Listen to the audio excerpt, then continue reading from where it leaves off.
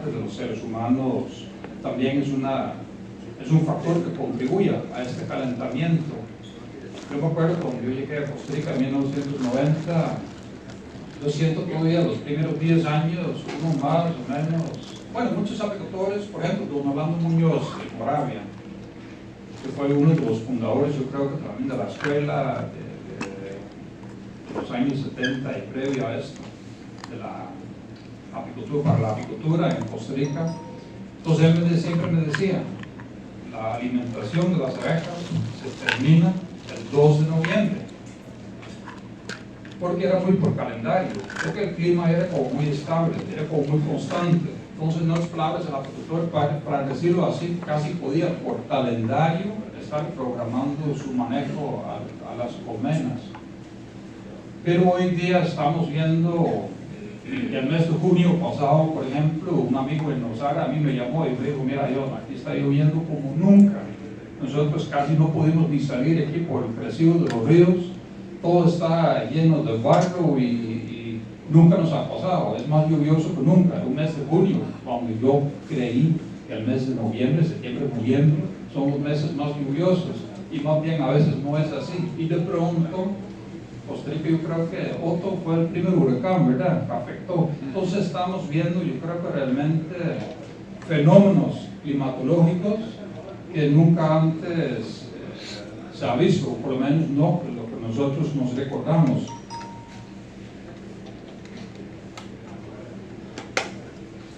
Entonces, desde que se empezó con esta agenda del cambio climático para estudiar y para ver cómo nos afecta en agricultura, en hasta donde vivimos, los ríos que crecen, los glaciales que se descongelan, cómo afecta esto a nuestras aguas potables, etc. Entonces, todos los países prácticamente del mundo tienen su propio comité de académicos científicos que lo miden, que lo estudian y forman, a final de la cuenta, grupos intergubernamentales de expertos sobre el cambio climático. Entonces ellos cada X años, 5 años, yo creo que es, emitan un nuevo reporte, y mucho son proyecciones porque tratan de predecir qué es lo que va a suceder en el futuro. Ahí tenemos un gran problema porque, como todos yo creo que sabemos, si uno pregunta y si uno ve los pronósticos del Instituto Meteorológico Nacional, pues, a veces de un día para otro ni pegan, ¿verdad?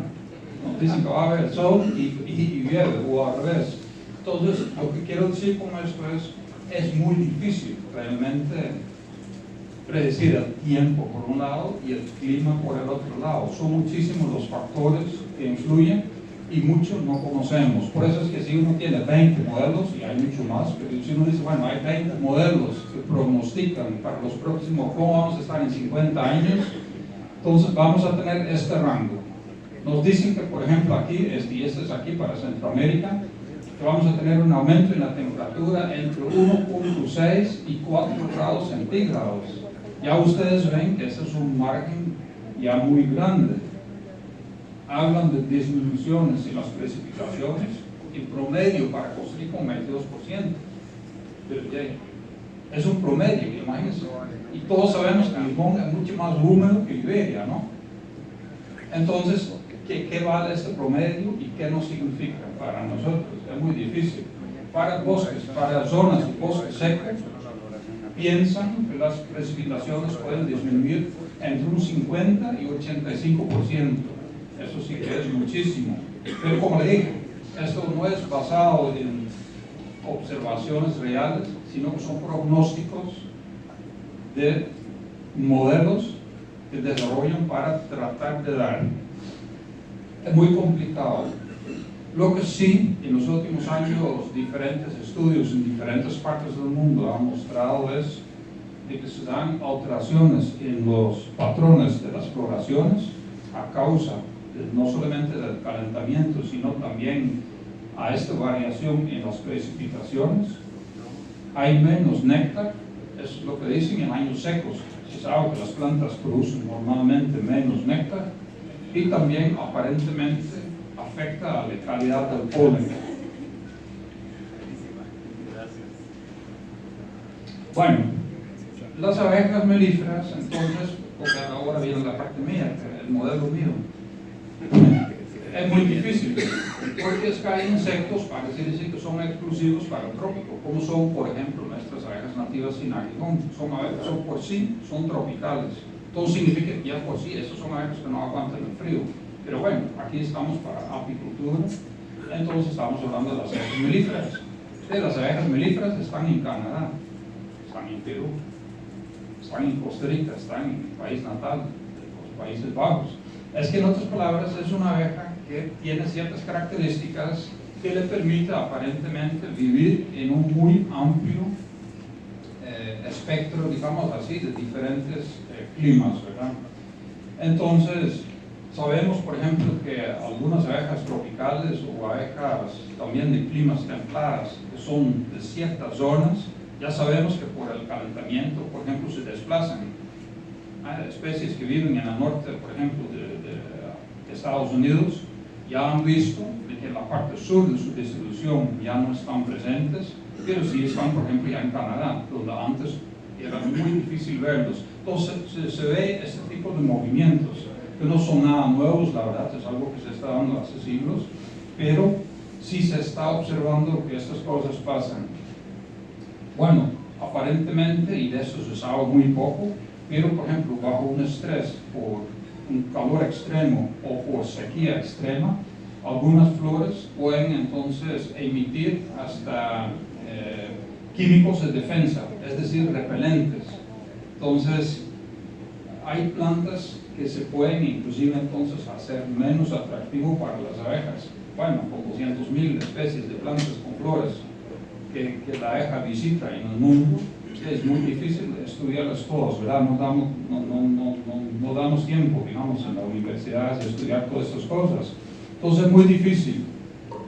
Luego sabemos un efecto es la pérdida de sincronización. Es decir, cuando ahora, para decir así, en noviembre, empiezan floraciones muy tempraneras, muchas abejas silvestres aún no se han reproducido, aún no tienen sus colmenas, digamos, al máximo desarrollado. Hay, por ejemplo, la diferencia entre el apicultor que prepara sus colmenas durante la época de lluvia con alimentación artificial y desarrolla sus colmenas para que en noviembre están grandes y fuertes para que cuando inicie el flujo pueden empezar a producir miel, porque para miel se necesita no solamente la buena reina, sino se necesita también colmenas muy pobladas, si no, no van a producir miel. Y entonces,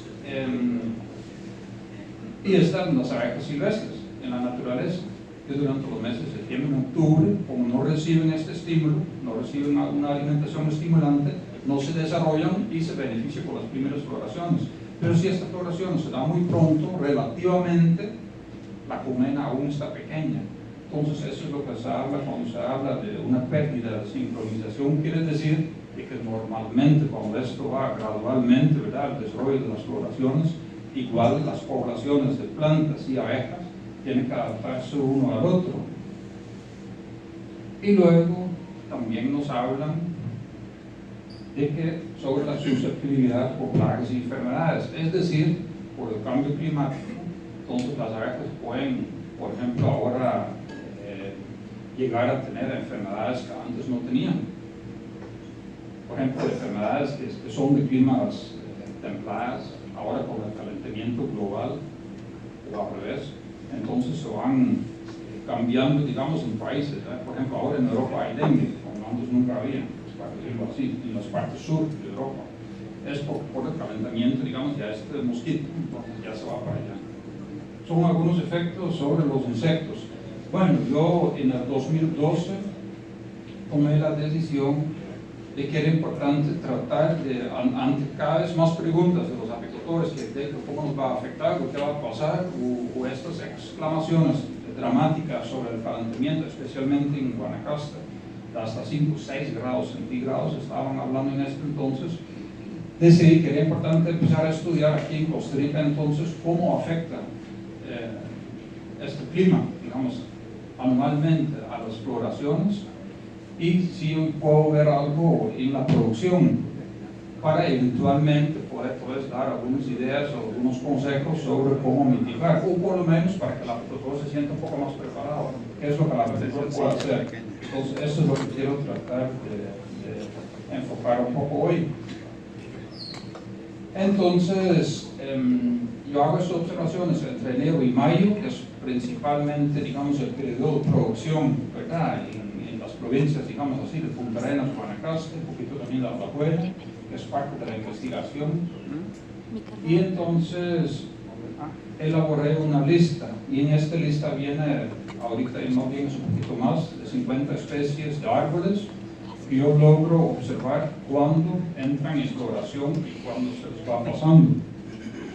Bueno, este es el mapa, ¿verdad? Que queda claro. Y aquí uno ve en la línea roja gruesa, que es la ruta que yo sigo entonces cada 15 días para ver cuáles son árboles y otras plantas de importancia para la apicultura en esta zona.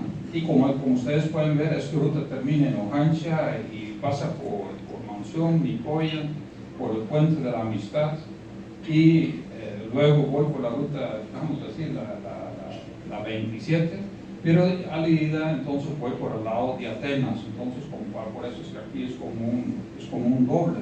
Entonces son zonas, digamos, donde hay relativamente mucha apicultura y también hay relativamente mucha floración.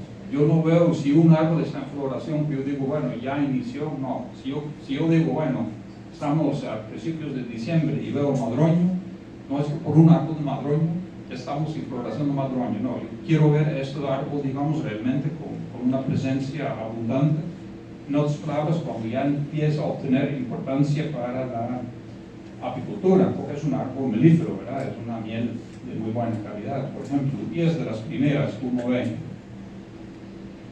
Bueno, el clima en esta zona es digamos así, seco, ¿verdad?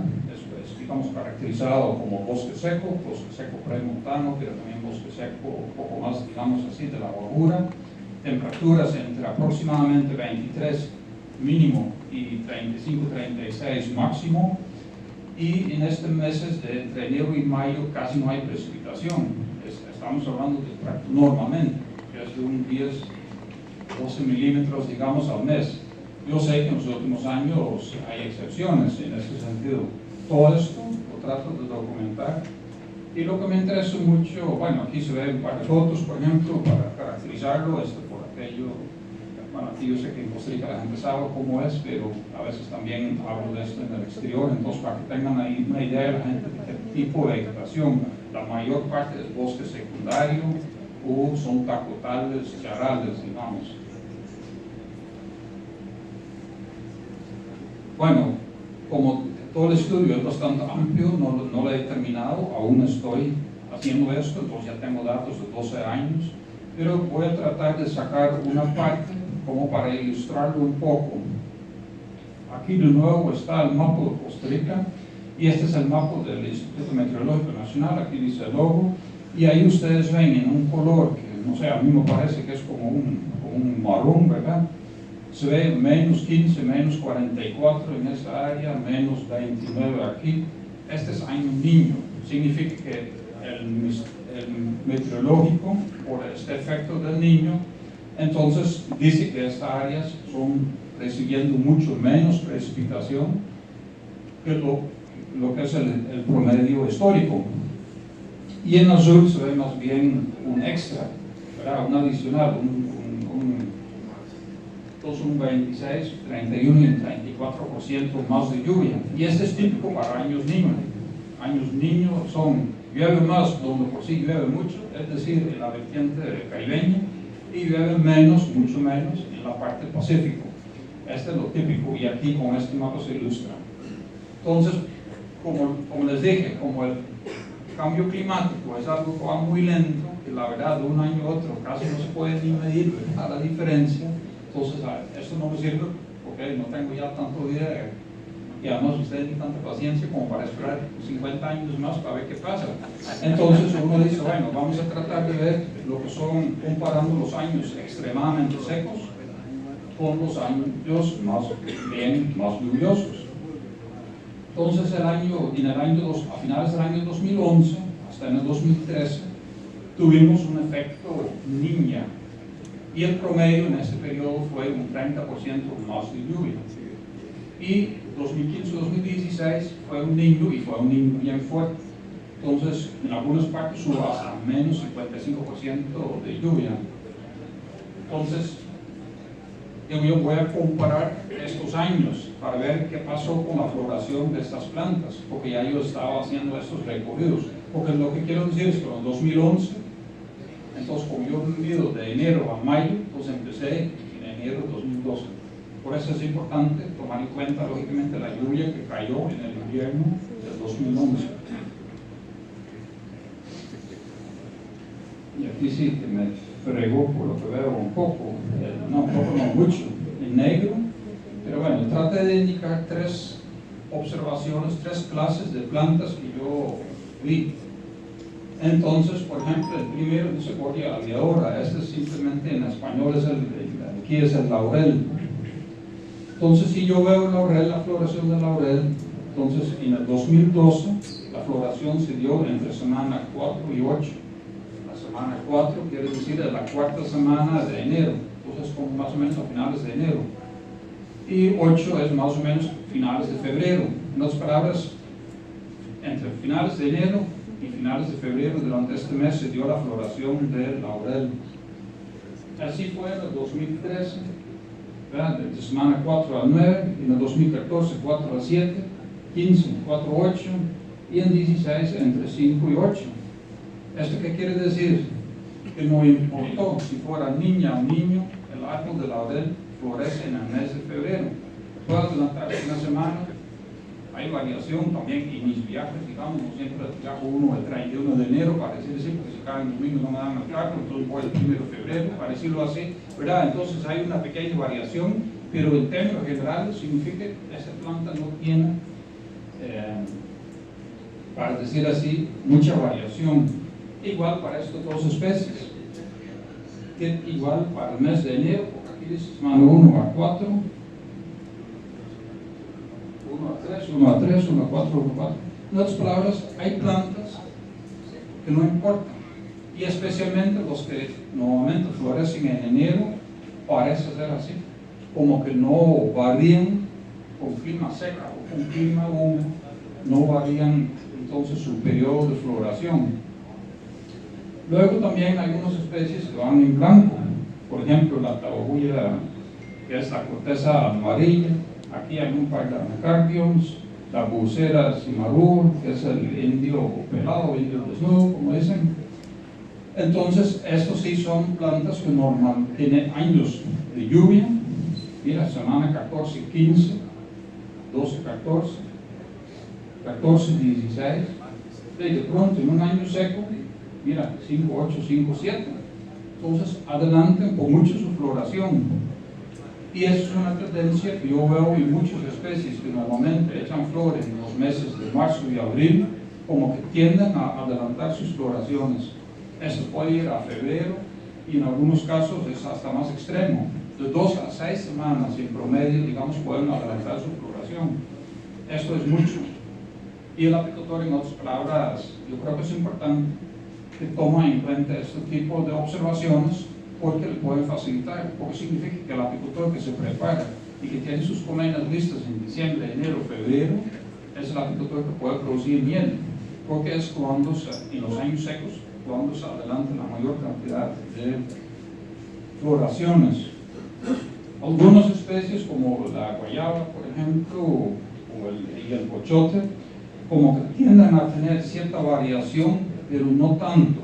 Aparentemente es como un poco en medio, como variaciones, pero parecen ser variaciones pequeñas, de 1 o 2 semanas, digamos, en promedio. Como le dije, son un poco datos de un periodo, son datos preliminares, me falta todavía hacer un análisis de los 50 y resto especies sobre los 12 años. Espero hacerlo entre este y el próximo año para ya tenerlo más infirmo. Pero prácticamente casi 2/3 partes de los árboles que yo observé durante este periodo fuerte de niño adelantaron sus floraciones. Entonces, esto debe ser, digamos, parecido así como una alerta. Bueno, como dicen, ¿verdad? Los pronósticos para Guanacaste. Lo que dicen es, lo que va a suceder es que vamos a tener un periodo prolongado de sequía que inicie, digamos, ya en diciembre y que termina hasta en julio.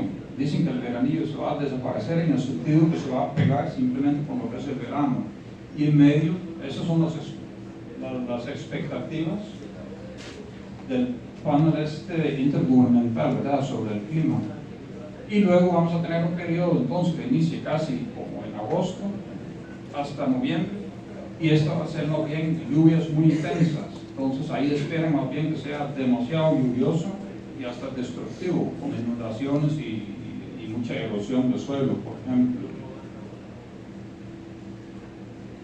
Bueno, entonces lo que yo creo que es muy importante es que los apicultores entonces tratemos de anticiparlo de alguna manera. Yo sé que nosotros hoy no vamos a estar planificando cómo vamos a manejar nuestros colmenas en 3 o 4 o 5 años, pero sí podemos ir viendo, o podemos irnos, y estamos justo a tiempo, yo creo, para ir alistándonos para la próxima cosecha, porque estamos a finales de agosto. Entonces, se supone que ahora vienen los meses de septiembre a octubre, que relativamente son de poca floración, pero es un periodo pre-cosecha. Bueno, hay un grupo de apicultores, digamos, diferentes apicultores en el camino sobre el trayecto o en la cercanía que me han compartido durante unos años, digamos, su producción promedio de miel. Y aquí dice, con el N, dice la cantidad de apicultores, no la cantidad de colmenas. Entonces, en el 2014, 21 apicultores reportaron en promedio una cosecha de 24.1, más o menos 2.9 kilos. En otras palabras, estaba entre 21 y 27 kilos con su cosecha, digamos. Ya en el año seco de 2015, estos 24 ya bajó a 19.3 kilos en promedio. En el 2016 se mantuvo esta producción muy baja y bajó más a 15.9, digamos así, 16 kilos. Y en 2017, que ya era un año otra vez normal, digamos así, más lluvioso, se volvió a subir a 24 kilos. Entonces ahí uno ve realmente lo que todos muchos de ustedes ya sabían: en los años secos cuesta más producir miel que cuando hay mayor cantidad de humedad en el suelo. Pero bueno, aquí se ven los datos y yo creo que no deja de ser importante. Y este dato también. Muchos apicultores entonces indicaron una alta incidencia de enjambrazón. Entonces eso también yo creo que es muy importante, porque lógicamente la colmena que nos enjambra es una colmena también que se pierde para la producción de miel.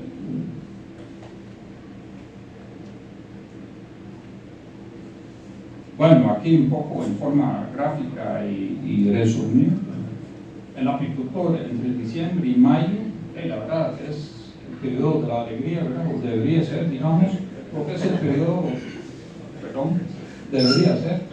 es el periodo de cosecha de la miel, donde no debería estar curando, ¿verdad?, sus abejas, no debería estar produciendo reinas. En cambio, reinas no se hace durante la producción, sino debería estar, no hay que hacer divisiones, porque tampoco las divisiones sirven, porque es muy bonito tener 80 colmenas, pero la verdad es que es mejor tener 40 que producen que 40 que decir, bueno, todas esas son mías, pero al final es más gasto que producción. Pero en época de junio a noviembre, que es época de invierno, entonces cambia reina. Cambia reina porque es el momento oportuno de hacerlo, porque no tenemos las colmenas sin producción. Y así vamos a asegurarnos de tener una reina buena, fuerte, al inicio de la cosecha. Podemos curar, se aplica para enfermedades. Aquí lo muestro con una fotita con unos tiras de apistán o bayoró, qué sé yo, para control varroa, por ejemplo. Podemos dividir colmenas y tenemos que estar alimentando para mantener, ¿verdad?, con el alimento 2 a 1, 2 azúcar por 1 de agua, para que se asemeje un poco a la miel, porque la miel no estimule la colmena, el néctar sí. Y luego lo cambiamos en pre-cosecha al 1 a 1, una parte de azúcar por una parte de agua, porque se parece a una concentración más al néctar, y eso es lo que estimula la colmena. Bueno, entonces si el cambio climático significa, por ejemplo, en años sumamente secos, que hay menor floración, inclusive en el veranillo hay menor floración, por ejemplo, de la Baltimora Red. Si tenemos menor humedad en el suelo, las plantas, aunque se ven muy bonitos, por ejemplo, estas plantas, yo me he parado algunas veces en marzo o abril, debajo un palo ¿cómo se llama?, de corteza amarilla, y cuesta ver abejas. Y uno se pregunta por qué es que casi no hay abejas. Y yo creo que es porque ya no hay agua en el suelo. Yo creo que es lo más probable. Y esto se ve con mayor cantidad de floraciones. Significa que se va a tener menor producción. De calidad del polen, eso es algo que ya con Luis Sánchez, mi compañero ahí en el SINAT, que le voy a entrar este año y el próximo año, queremos ver si podemos de alguna manera estudiar cómo afecta la sequía a la calidad del polen, porque el polen es importantísimo, lógicamente la fuente de proteínas y polen de buena calidad, y un polen diverso, es decir, polen de diferentes plantas, garanticen a las abejas entonces que tengan suficiente aminoácidos para que ellas también puedan producir todas las proteínas y enzimas que ocupan en la colonia. Pero es muy importante porque colmenas con buenas reservas de polen entonces también son más resistentes a las enfermedades, entre ellas por ejemplo la nosema. Entonces muchas veces la nosema inicia o afecta en periodos, o inicia su afectación en periodos, por ejemplo, cuando hay menor cantidad de polen, y también entonces eso se ve reflejado en las abejas nodrizas, ¿verdad? Abejas nodrizas que reciben una mala alimentación o que no reciben polen, no van a poder producir suficiente regularidad, entonces disminuye también la producción de cría en la colonia.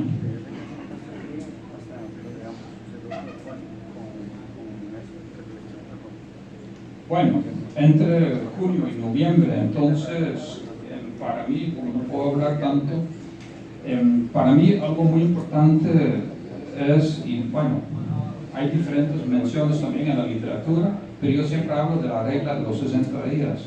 Para mí es muy importante empezar a estimular las colmenas, el desarrollo de las colmenas previo al periodo entonces del inicio de la cosecha. Entonces, si yo espero o sé que en mi zona, a partir, para decir algo así, mediados de diciembre, voy a tener, puedo esperar que se inicie el flujo nectario, para decir algo, entonces significa que 2 meses antes, 60 días antes, debo iniciar la alimentación estimulante de mis colmenas. ¿Por qué 2 meses antes? Porque el desarrollo del huevito, abeja adulta, ya son 3 semanas, es 21 días. Luego esta abeja no inmediatamente sale al campo, sino que es una abeja casera, es una abeja que va primero entonces a hacer todas las tareas que corresponden en la colmena. Y entonces hasta los 42 días, ya más o menos es cuando ella se convierte en una obrera pecoreadora, que es la que nos va a dar el alimento a la colmena, el polen, el néctar, los propóleos, todo, digamos, ella sale, digamos, de la colonia. Y de esto necesito un montón para que cuando inicie el flujo yo pueda empezar a producir miel. Y eso sí es realmente, yo digo, que se paga. Entonces, porque realmente una colmena bien desarrollada, ya que la cámara de cría está en 2 cajas, unos 15, 16 panales con cría, digo yo, como mínimo, entonces esta es una colmena que ya puede realmente empezar a producir miel en cantidades. Y si la producción de miel es nuestro objetivo, esto es lo que hay que hacer. Entonces yo creo que esto es muy importante como una medida, digamos, para los apicultores, que realmente preparen sus colmenas ante cualquier situación, pero especialmente, digamos, para iniciar entonces una buena producción. Claro, durante este proceso hay que estar atento, manejar bien la cámara fría, hay que estar atento y prevenir que la colmena se nos enjambre. ¿Qué más podemos hacer cuando hay así sequías prolongadas, cuando realmente vemos de que el clima afecta a nuestra proyección? Aquí yo sé que esto no es para todo el mundo, pero son algunos consejos, algunas ideas y algunas cosas que pueden servir. Para muchos tampoco no es nada nuevo. Yo sé que en un país, por ejemplo, El Salvador, la transhumancia o la apicultura migratoria, más bien para ellos ahí es muy común. Van primero a la costa, la costa es donde inician las floraciones, luego van a la zona intermedia y terminan en la montaña. Entonces ahí es muy común. Aquí yo siento que todavía, digamos, aunque hay apicultores que yo sé que especialmente a través de la península de Nicoya, ¿verdad?, que llevan sus colmenas también por el sector de Upala para, por ejemplo, aprovecharse, digamos, de la floración del laurel. Y hay otros que llevan a las floraciones de café. Entonces, pues, esto puede ser, digamos así, como una estrategia, diferentes zonas o trabajar por diferentes alturas. Luego, la ubicación del apiario, la ubicación de las colmenas, esto también es muy importante. En años muy húmedos, la humedad es uno de los enemigos más grandes que podemos evitar nosotros como apicultores con una buena ubicación del apiario. Es decir, un espacio muy cerrado, es decir, dentro de una montaña, por ejemplo, dentro de un bosque. Ahí se acumula mucha la humedad, entra poco sol, entonces no se caliente bien, no se seca bien el aire, y el aire, la que está ahí, es un aire estancado, no hay ventilación. Entonces es importantísimo una buena ventilación, y yo digo que en zonas muy calientes, la semisombra, es decir, poner los colmenas al sol, pero al calor del día proveer algo que les dé sombra a las colmenas. Aquí hay una apicultora, por ejemplo, por la zona Quecos, puso un techito sobre las colmenas, es una opción. También uno puede decir, bueno, utilizo, como en este colmeno a la derecha, utilizo un techo, porque un techo, digamos, proteja al sol, pero si el techo va sobre la tapa, también es un aislante para el exceso del calor, y en invierno protege contra la lluvia. Ahí hay un cruce rojo, los que están aquí adelante, todavía lo ven en la foto a la derecha, que es el plástico. Quítese el plástico de la colmena, la abeja propolis. El plástico realmente provoca que hay mucha humedad dentro de la colmena, y esto realmente es un problema. Si la humedad no puede salir de la colmena, las abejas les cuesta mucho evaporar toda la humedad relativa, caen al néctar. Cada alza de néctar son 2 o 3 alzas de néctar, de agua, que las abejas tienen que evaporar para obtener miel. Es decir, que hay un montón de humedad en la colmena que la abeja tiene que sacar. Entonces, en verano es mal tener el plástico, porque a la abeja le cuesta mucho ventilar bien la colmena y producir miel con buen contenido de humedad. Y en la época de lluvia, mucho se mantiene ahí acumulado en humedad. Esto no lo aconsejo. Esta apiario del centro, Flosetas en Guatemala, el que tengo, me gusta, no me gusta tanto el blog, pero bueno, así es como lo tenían, pero por lo menos lo tienen bien soleado en una zona que pues sí que es bastante húmeda, entonces permite una buena ventilación. El pequeño escarabajo, el doctor Calderón lo dijo ahora en la mañana, el pequeño escarabajo, la larva, una vez que ha comido, sale de la piquera, cae al suelo. Si el suelo es húmedo, se entierra en el suelo y ahí va a formar la pupa. Si el suelo es seco, no le gusta y no logra reproducirse efectivamente. Entonces también este tipo de control ayuda, todo eso ayuda y no nos cuesta. Bueno, este es más o menos lo que quería presentar, no sé cómo ando con el tiempo, pero muchas gracias. Destacado profesor del sector apícola de Costa Rica, y para eso los invito a que podamos ver el siguiente video, una reseña del señor Fernando Ramírez.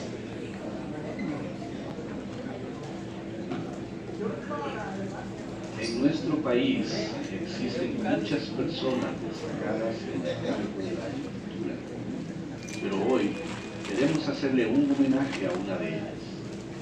Él es don Fernando Ramírez Arias, un académico de gran trayectoria extensionista que ha trabajado con pequeños productores apícolas por muchos años en varias de las regiones del país. Su contribución en esta área ha sido de suma valía y un referente a nivel de trabajo en extensión. Don Fernando realizó estudios de ingeniería agronómica en la Universidad Nacional de Costa Rica.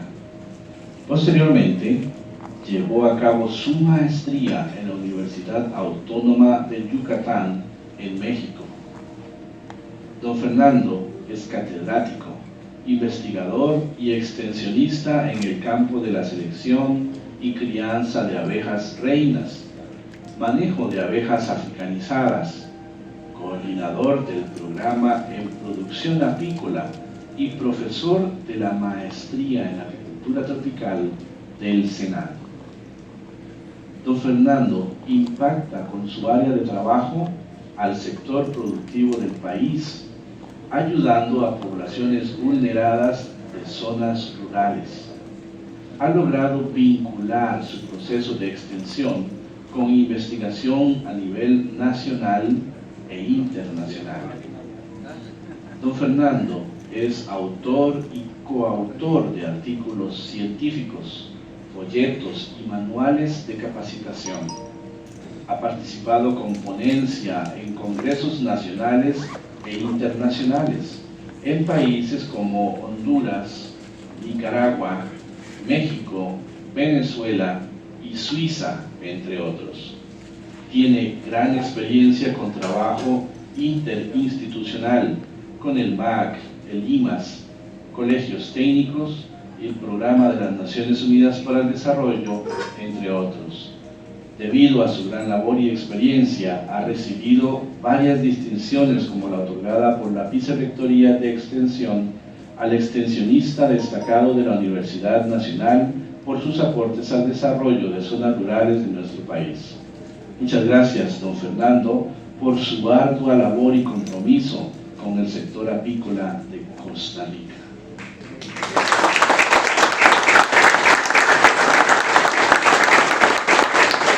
En realidad no me gusta hablar, pero queremos mucho a don Fernando, entonces voy a darle valor para hacerlo. No podemos expresar con palabras ni con algo material las gracias a don Fernando por el apoyo a nuestro sector. Él se ha entregado en alma, corazón y cuerpo, ustedes lo saben. Y también que algo que me dijo mi esposo me gustó mucho es la única manera que don Fernando haya logrado todo lo que ha hecho para nuestro sector es porque su esposa lo ha apoyado. Sabemos que detrás de él hay una gran mujer.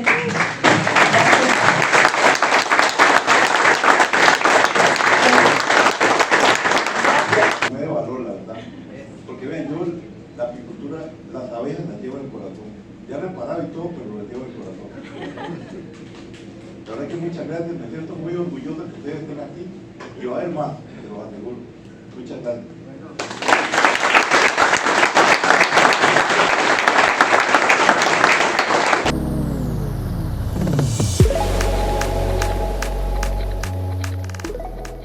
Esto ha sido todo por hoy. Espero que le haya servido la información que le brindamos. No olvide suscribirse a nuestro canal y activar la campanita para que obtenga notificaciones de nuestras nuevas entregas.